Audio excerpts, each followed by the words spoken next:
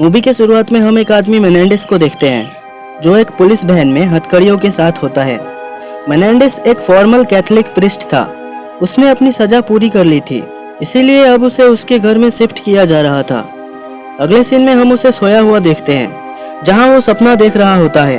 एक औरत उसे किस करती है और सेडक्टिवली कहती है कि मुझे एक बच्चा दो क्योंकि मेरे पहले बेटे को तुमने मार डाला है जो नर्क में तुम्हारा इंतजार कर रहा है।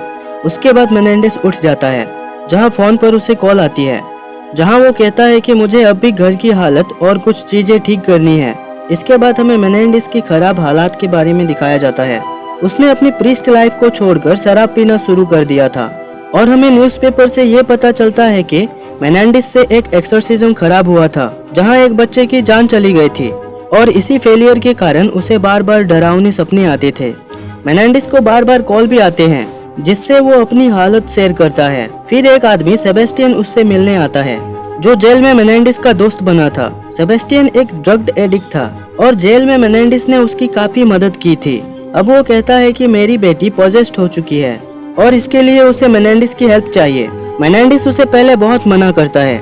फिर सेबेस्टियन बताता है कि उसने अपनी बेटी को एक पर्शियन कैट लाकर दी थी, लेकिन कुछ दिन बाद वो बिल्ली मर गई थी और उसका सर मेरे बेटी के रूम से मिला, जिससे मुझे लगा कि बिल्ली को उसी ने मारा है। यह सुनकर मेनेंडेस मान जाता है और कहता है कि उसे कल मेरे पास लेकर आना। सेबेस्टियन के जाने के बाद वो पोर्न वेबसाइट में जाता है मगर फिर रुक जाता है। अगले सीन में हमें उस मरे हुए लड़की की मां को दिखाया जाता है और वो मेनेंडेस को अपने बेटे की मौत का जिम्मेदार नहीं समझती। यहाँ वो मेनेंडेस के कामों में मदद करने के लिए आया करती है। मेनेंडेस और मरीसा एक दूसरे को पसंद भी करने लगे थे। उसके वहां से जाने के बाद मेनेंडेस को फिर से कॉल आती है और वो कहता है कि मैं जानता हूँ कि तुम मरीसा को हर फ्राइडे मेरे घर क्यों भेजते हो। फोन पर बातें करते करते वो बहुत दुखी हो जाता है। अगले दिन वो फिर से मरीसा के डरावने सपने से उठता है और उठने के बाद अपनी घर की सफाई करता है। साफ सफाई करने के बाद मेनेंडेस अब सेबेस्टियन की बेटी के आने का इंतजार करने लगता है। दोबारा वही न्यूज़पेपर देखकर उसे वही पुराने केस का ख्याल आ जाता है जब वो बच्चा मर गया था और मरीसा की आंखें भी जख्मी हो गई थी। उसके बाद सेबेस्टियन अपनी बेटी रिक्वेल को मेनेंडेस के पास लेकर आता है। रिक्वेल को देखकर मेनेंडेस सेबेस्टियन से कहने लगता है कि मुझसे ये नहीं होगा, कल मैं नशे में था इसीलिए तुमसे प्रॉमिस कर बैठा। मगर सेबेस्टियन कहता है कि तुम ऐसा मत बोलो वरना मैं खुद को मार लूंगा। अब मेनेंडेस मान जाता है और सेबेस्टियन रिक्वेल को वहीं छोड़कर चला जाता है। रिक्वेल बहुत ही बदतमीज थी और अपने फादर का बिल्कुल रेस्पेक्ट नहीं करती थी। मेनेंडेस उसे घर के बारे में बताकर उसे उसका रूम दिखाता है। रूम में आकर रिक्वेल फोन पर अपने दोस्त से बात कर रही होती है। तभी उसे कबर्ड में से कुछ आवाजें आती है और अंदर देखने पर उसे वहाँ एक सुराख में से किसी की आंख नजर आती है। रिक्वेल डर के चीखने लगती है। मेनेंडेस वहाँ आकर देखने लगता है। वहीं रिक्वेल घर से भागने की कोशिश करती है मगर दरवाजा लॉक्ड होता है। मेनेंडेस देखता है कि रूम में लगा क्रॉस उल्टा हो चुका है। दरवाजा बंद देखकर रिक्वेल मेनेंडेस से बदतमीजी करने लगती है और उसे टेस्ट करने वाली होती है मगर गलती से खुद को टेस्ट कर लेती है और बेहोश हो जाती है।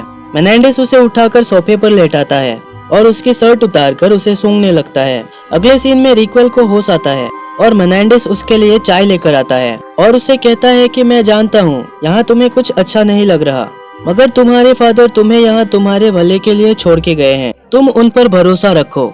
रिक्वेल को विजन आता है कि जैसे मेनेंडेस उसका गला दबा रहा है। वो उसे बताती है मैं अपने दोस्तों के साथ डांसिंग कंपटीशन में पार्टिसिपेट करने वाली हूँ, फिर मैं अपना घर छोड़ दूंगी। फिर उसे बोलती है कि तुमने मेरे कपड़े उतारे थे, जो सुनकर वो हैरान हो जाता है। फिर रिक्वेल वॉशरूम जाती है और वहाँ जाकर स्मोकिंग करने लगती है और कोई दरवाजा खोलने की कोशिश करता है। रिक्वेल अंदर से ही मेनेंडेस को आवाज देती है कि क्या तुम हो, मगर वो नीचे होता है। टॉयलेट यूज करने के बाद वो देखती है कि फ्लश खराब है और टॉयलेट पेपर में भी कुछ लिखा होता है। रिक्वेल के बाहर निकलने के बाद मेनेंडेस फ्लश ठीक करने के बहाने वहाँ जाता है और रिक्वेल का यूरिन सैंपल लेता है। उसके बाद डिनर टेबल पर मेनेंडेस फिर से उसे समझाता है कि तुम्हारे फादर बहुत अच्छे इंसान हैं और वो तुम्हारे लिए ही सब कुछ कर रहे हैं।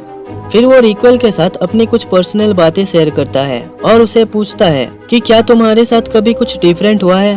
तो वो बताती है कि उसके लाइफ में भी एक लड़का जेबी आया था, लेकिन उसने मुझे धोखा दिया और मेरा यूज किया। ये बताते हुए वो रोने लगती है और मेनेंडेस देखता है कि क्रॉस फिर से उल्टा हो चुका है। मेनेंडेस रिक्वेल को तसल्ली देता है और रिक्वेल भी उसे अपना डांस दिखाती है, मगर मेनेंडेस उसे सोने का कहकर वहाँ से चला जाता है। अगले सीन में मेनेंडेस रिक्वेल के पास आता है और वो दोनों किस करने ही वाले होते हैं, मगर मेनेंडेस अपने सर से मारकर उसे बेहोश कर देता है। जब रिक्वेल को होश आती है तो वो एक जगह बंधी हुई होती है और मेनेंडेस उसके सामने बैठा होता है। रिक्वेल उसे छोड़ देने के लिए रिक्वेस्ट करती है। अब मेनेंडेस रिक्वेल के अंदर के डेविल से कहता है कि तुम रिक्वेल के बॉडी को छोड़ दो, वरना मैं तुम्हें अपने तरीके से निकालूंगा, जो बहुत ही दर्दनाक होगा। तुम भागना चाहोगे फिर भी भाग नहीं पाओगे, तुम खुद को मारने का कहोगे, पर उसके बातों का डेविल पर कोई असर नहीं होता। अब मेनेंडेस रिक्वेल को टेजर से टॉर्चर करने लगता है, जिससे रिक्वेल की हालत बहुत खराब हो जाती है। ऐसा लग रहा था मानो उसके अंदर कोई डेविल नहीं है।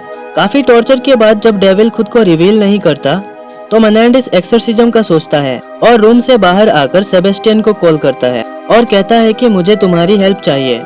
और उसके बाद वो उस अननोन से बातें करने लगता है, जिससे वो पहले भी फोन पर बातें किया करता था।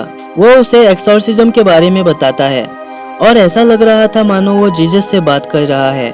जिसके बाद वो जीसस से प्रे करता है और एक्सोर्सिज्म की तैयारी करता है। फिर हम मेनेंडेस को प्रीस्ट के कपड़ों में देखते हैं। अब वहाँ सेबेस्टियन भी आ जाता है और रिक्वेल का पूछता है। मेनेंडेस उसे बताता है कि वो नीचे बेसमेंट में है। सेबेस्टियन उसे बताता है कि यहाँ बहुत बुरी स्मेल आ रही है, तो वो उसे बताता है कि मैंने स्पेशल अगरबत्ती लगा रखी है जिसकी स्मेल बहुत बुरी होती है। लेकिन रिक्वेल ने उस पर कोई रिएक्ट नहीं किया, जो कि उसके पोजेस्ड होने का पहला सिम्टम है। और मैंने उसे खराब गोश्त खिलाया जिसे उसने आराम से खा लिया, जो उसका सेकंड सिम्टम था। मैंने उसकी यूरिन सैंपल भी लेकर टेस्ट किया, जिससे पता चला कि उसे कोई बीमारी नहीं है। वो बेहोशी में किसी और लैंग्वेज में बड़बड़ा रही थी और उसके बॉडी में कई निशान कुछ खास पैटर्न में बने हुए हैं। इन सब बातों से पता चलता है कि वो किसी स्ट्रॉन्ग डीमन के पोजीशन में है। वो रिक्वेल की कुछ नेकेड फोटो सेबेस्टियन को दिखाता है और उसे कहता है कि तुम्हें समझना होगा कि नीचे तुम्हारी बेटी नहीं बल्कि डीमन है, जो आसानी से तुम्हारी बेटी को नहीं छोड़ेगा। वो कहता है कि मैं इसमें रिक्वेल को बहुत ज्यादा पेन दूंगा ताकि डीमन वो फील करे और उसकी बॉडी को छोड़ दे। मेनेंडेस सेबेस्टियन को फेस कवर करने के लिए मास्क पहनने को कहता है और उसे बाइबल की कुछ पेजेस फाड़ कर देता है, जो उसे एक्सोर्सिज्म के वक्त पढ़ना था। मेनेंडेस उसे कहता है कि तुम इसे अमेरिकन एसेंट में पढ़ना, जो तुम्हें आता है, ताकि डेविल को पता न चले कि तुम रिक्वेल के फादर हो। उसके बाद वो लोग बेसमेंट में जाते हैं। सेबेस्टियन पढ़ना शुरू कर देता है और मेनेंडेस रिक्वेल को टॉर्चर करते हुए डेविल को उसके बॉडी को छोड़ने का कहता है। फिर भी डीमन खुद को रिवील नहीं करता, पर रिक्वेल की हालत अब मरने वाली हो जाती है, जो सेबेस्टियन से देखी नहीं जाती, और वो मास्क उतार कर कहता है कि मैं अब ये नहीं कर सकता।